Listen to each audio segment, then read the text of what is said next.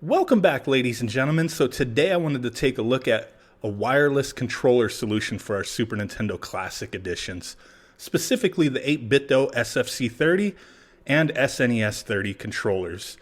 Plus, we're going to be using the retro receivers, which are used for any of the Nintendo Classic consoles, the Super Nintendo or Nintendo. So there's a lot of wireless controllers we could use. The Hori Fighting Commander uses its own receiver and can only be used on the Nintendo consoles. These 8Bitdo controllers can all be used on essentially anything. We can use these on our Nintendo Switch, PS4, anything essentially, our Raspberry Pis. But today we want to look at using these specifically on the Super Nintendo Classic. So unboxing the SFC30 controller, pretty nifty controller. The buttons feel great, the D-pad, everything feels legit like a real controller. It's just Bluetooth, can be used on anything that supports Bluetooth, which is pretty awesome. So also in the box, you get a little manual, goes over some of the different functions and how to sync it up to different consoles. We also get a nice USB cable that typically comes with most of these controllers from 8Bitdo. Really nice to have these. I have plenty of extras and can never have too many. And then these controllers do come with a little anniversary keychain. Pretty cool stuff. Nice little add-on. Nothing major, but it's still cool that it comes with it. So there's that. Go ahead and put everything back nice in the box. Boom. And then we will take a look at the SNES 30 controller, which aesthetically is going to have some minor differences, but the functions are going to be exactly the same. It's just going to be styled after the US released version of the Super Nintendo controller. So the buttons, the X and Y, are going to have that inward curve, going to have the purple coloring for the buttons versus the yellow, green, red, and blue on the Super Famicom version, and the lighter colored gray. The gray on the actual controller is different. But up top you do have your port to charge or to use it in wired mode. But taking a look at both of them together, you can see the plastic is a little different in the coloring, and that's legit to the actual systems. That's how they actually were. And as you see here, one of the lights is on, which means it's trying to sync, but that's okay. We're going to go ahead and sync them up to the SNES Classic with the retro receivers, which essentially you just pull down the front port, plug those bad boys in. There's a little sync button on the front. Once you have the system powered on, you'll hold down that sync button until the little blue light flashes off and on, and then hold the start button down to power on your Super Nintendo controller, and it will do the same thing until it syncs and goes solid. And here's the Hori receiver. It's a little different shaped, a little longer. Just wanted to show the difference there. But now that we've taken a look at these controllers, I'm going to go ahead and sync them up and see how they perform on the Super Nintendo Classic Edition. Okay, ladies and gentlemen, so we have our Super Nintendo Classic Edition plugged in with both of our retro receivers, and as you can see, the blue lights are solid, which means that the controls are synced. So you see the blue light solid on that one, blue light solid on that one. Once you've synced them once to these retro receivers, they stay synced to that specific receiver.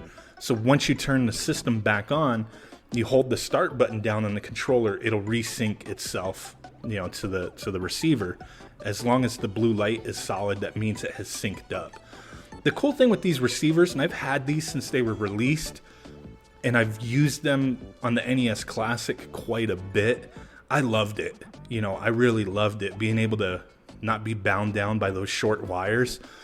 The wires on the controllers that come with the Super Nintendo Classic are about double the length, but they're still kind of short, So if you have your TV, 10 feet away from your couch or whatever, if you want to play in your living room, those wires are not going to reach you. So this is a cool option. Really dig it. And the cool thing too with these receivers is that you can use any of the 8Bitdo controllers. Like I said, you can use the Pro controller, the NES versions, these guys, or the arcade stick. I've never had a huge issue with any of 8Bitdo's products other than the arcade stick. The quality of the buttons and the stick were A little low for me for the price, so I had to upgrade them. But beside that, it is a good stick once you've done some upgrades. Otherwise, it's not horrible, but if you're used to, higher quality, then you're going to want to upgrade it. But on the Super Nintendo, I don't really see wanting to use the arcade stick. I want to use some real Super Nintendo controls. So it took me no more than a minute to sync these up. With that though, depending on where you purchase these from, if you get the retro receivers and the controllers separately or together from the same place, it's just all going to depend on what stock they have. You may have to upgrade the firmware. Firmware is easy to upgrade. You're just going to plug in the USB to the controller or to the receiver, plug it into your PC, download the firmware updater for that specific product. It's not an all-in-one. You have to download it for that specific product. Though if you download the firmware upgrade for the SFC 30, it does also work for the Super Nintendo version, even though they have them listed separately. If you download it, it's the same firmware updater. But for the retro receiver, you have to download its own firmware updater. Same thing for the other controllers, but these two will use the same updater. But simple process. Like I said, we're not going to go over how to do that because it's very easy. I'll put a link in the description to where you can get the firmware update, and it'll have a guide on how that works. But just immediately plugging these in and just moving around, it just feels great. It really does. It's the closest thing, and I know I've said this plenty of times before in the past, but these are the best you can get if you want Super Nintendo style controllers for your retro gaming needs. Obviously these work, Bluetooth mode on plenty of devices. You can use them on your Nintendo Switch and things like that. You can even use these on your Super Nintendo. If you have an original Super Nintendo, you just have to buy the Super Nintendo retro receiver, which is pretty cool. I'll do a video on that in the near future. But that's a cool option too. 8Bitdo is going to be putting out a specific controller set that is made just for the Super Nintendo Classic, but it can also be used for the NES Classic. But with that, that controller set is going to be $25, and that is pretty cool. That's a good deal because they make legit controls. But to be bound to you have those controls and they can only be used for the Classic Edition systems, that's okay for the price. But if you just spend a little bit more and you get the Bluetooth controllers, you can use these on your classic consoles. You can use these, on your Raspberry Pi builds, your Nintendo Switch, anything. It's pretty awesome. Anything that takes Bluetooth, they will function on. So there's definite value in that. I will be doing a review on the Classic Edition controllers that 8Bitdo is putting out because I still think they're kind of neat.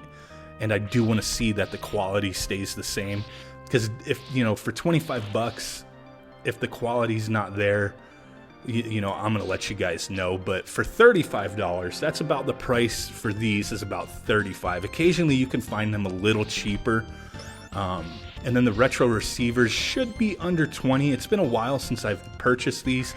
I'll have to double check, but they should be around $20 or so. You're looking at $50 to $55 if you want the retro receiver to use it on your classic edition systems, which can be a high price point if that's all you want to use them for. But if you're like me and you want to use these for a multitude of other systems and projects, I think it's worth it, at least just for the controls, because they're legit, man. They're the best Super Nintendo clone controllers out there. Bluetooth controls, Super Nintendo style, the best. Now, if you want wired USB controls that are Super Nintendo, iBuffalo makes a legit controller too for a dang good price. But a lot of us want to have that wireless function, that Bluetooth functionality, and these are going to cost quite a bit more, and you're going to pay for that, those additional features and quality. So, you have to kind of look at it there. For me, hey, I've owned these controllers multiple times in the past, and I've loved them. I've owned pretty much every controller that 8Bitdo has put out, and I'm happy with what they do. They are an awesome, legit company, and I really appreciate the time they put into making sure that these are compatible with everything, through their firmware updates. So that's definitely a plus. But I'm playing this, and it feels just like I'm using an original controller, so that's a huge benefit. And before we go, the last thing I want to point out is, yeah, you're wireless, so, you know, my system's right in front of me. But, you know, if you were in your living room and this was by your TV and you're 10 feet away, all you got to do, if you have an 8Bitdo controller set up to your system, is select and down. Takes you right back to the main menu. Pretty awesome stuff. I've always appreciated that feature. It makes it a heck of a lot easier. And, you know, you're not going to accidentally press down and select while you're playing the game. You shouldn't anyway. I don't really know any games that use that combination for anything. So that is an added bonus, I think. But with that said, guys, I appreciate you guys watching. Just to note that these two controllers were provided to me by Gearbest.com. So I'll put a link for them in the description if you want to purchase it from them. I'll also put links to other places that you can get the retro receivers and whatnot. But like I said, sponsored by Gearbest as far as these go, but I did want to show, hey, using these on the SNES Classic is pretty awesome. Doesn't matter where you buy them from. They're legit, you know. I love them. I've always loved 8Bitdo stuff. So there you go, guys. Smash that like button if you could. Really would appreciate it. Subscribe if you're not already. And I will catch y'all next time. Boom!